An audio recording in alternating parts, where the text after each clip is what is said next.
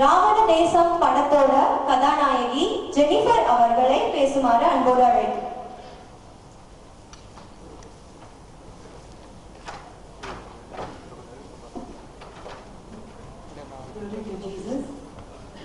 வந்திருக்கும் எல்லாருக்கும் பெரியவர்களுக்கு எல்லாருக்கும் என்னுடைய வணக்கம். பத்திரிகையாளர்களுக்கும் எல்லாருக்கும் என்னுடைய வணக்கம் தெரிவிச்சுக்கிறேன். இந்த படத்தை பற்றி சொல்லணும்னா ஃபஸ்ட்டு யூஎன் பிரசிடென்ட்ஸ்க்கு தேங்க்ஸ் சொல்லணும். அண்ட் இந்த படத்தில் வந்து ஃபஸ்ட்டு ஒரு விஷயத்தை நான் வந்து உங்களுக்கு தெரிவிச்சுக்க விரும்புகிறேன். அண்ட் இங்கே இருக்க பெரியவங்களுக்கும் நான் வந்து தெரிவிச்சுக்க விரும்புகிறேன். நார்மலாக ஒரு ஹீரோயின் வந்து தமிழ்ல பேசினா அவங்களுக்கு வந்து எந்த வாய்ப்பும் கிடைக்காது. அதான் உண்மை. ஹாய், திஸ் இஸ் ஜெனிஃபர் யோகானா அப்படின்னு பேசினா மட்டுமே தான் வந்து இங்க வாய்ப்பு. அது கூட என்னன்னா சில பேர் வந்து தமிழே பேச வரலனாலும் கூட எப்படியாவது மேனேஜ் பண்ணி பேசினாதான். ஹலோ.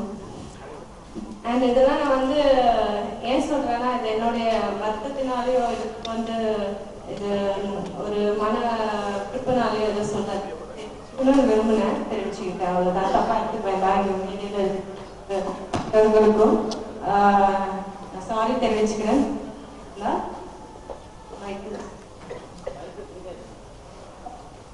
அண்ட் இந்த ஃபிலிமை பத்தி சொல்லணும்னா first I would like to thank mister காந்தாமண்ணா.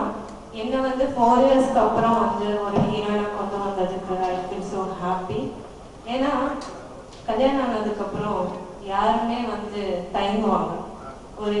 ஒரு பொண்ணு வந்து கல்யாணம் ஆன பொண்ணை வந்து ஹீரோயினா போனாங்கன்னா அதுக்கு ஃபர்ஸ்ட் நன்றியை வந்து நான் காந்தமண்ணாக்கும் அதே மாதிரி அஜய் சருக்கு நான் தெரிவிச்சுக்கிறேன்.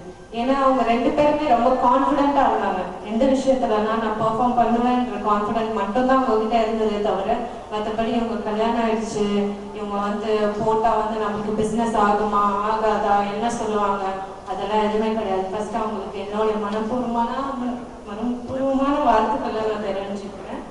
அண்ட் இந்த படத்தை பற்றி சொன்னோன்னா எனக்கு ரொம்ப நல்ல கேரக்டர், அபிநயான்ற ஒரு நல்ல கேரக்டர் தான் நான் பண்ணியிருக்கேன். அந்த படத்தை நான் சொன்னா புரியாது, பட் பார்த்தாதான் தெரியும் அதோடைய ஆழம் என்னன்னு.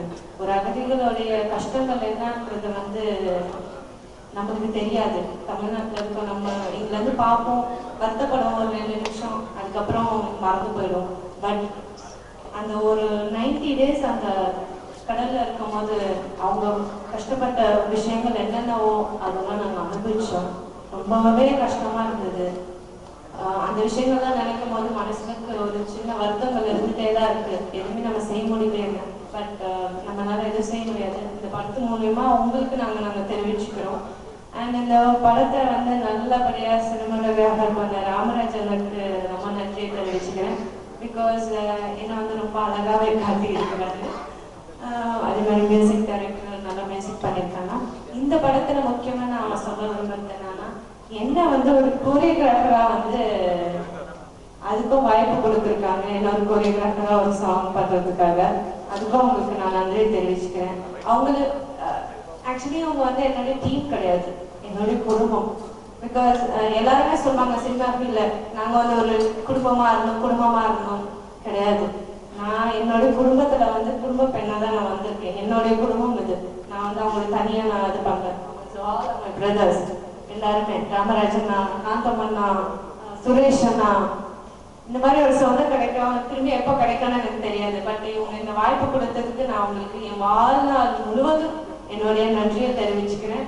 அண்ட் இந்த வாய்ப்பு அழைத்ததற்கு ரொம்ப ரொம்ப நன்றி. அண்ட் அஜய் சார் ஃபேமிலிக்கும் நன்றி. ஏன்னா அவங்களும் வந்து ரொம்ப சப்போர்ட் பண்ணாங்க. இந்த பொண்ணு போல கண்டிப்பா நல்லா இருக்கும் அப்படின்னு சொல்லிட்டு எல்லாருக்குமே வந்து நான் நன்றி தெரிவிச்சுக்கிறேன். அதே மாதிரி இங்க வந்திருக்கிற எல்லா பெரியவர்களுக்கும் என்னுடைய நன்றி. எனக்கு என்ன பேசுறதுன்னு தெரியல, but I am still nervous. Because ஒரு 4 இயர்ஸ்க்கு அப்புறம் வந்து நான் ஒரு ரீஎன்ட்ரியா அதுவும் ஒரு ஹீரோனா நான் வந்திருக்கேன். மேரேஜ் ஆனதுக்கு அப்புறம் போது ரொம்ப சந்தோஷமா இருக்குது. இந்த வாய்ப்பு அளித்ததற்காக ரொம்ப நன்றி.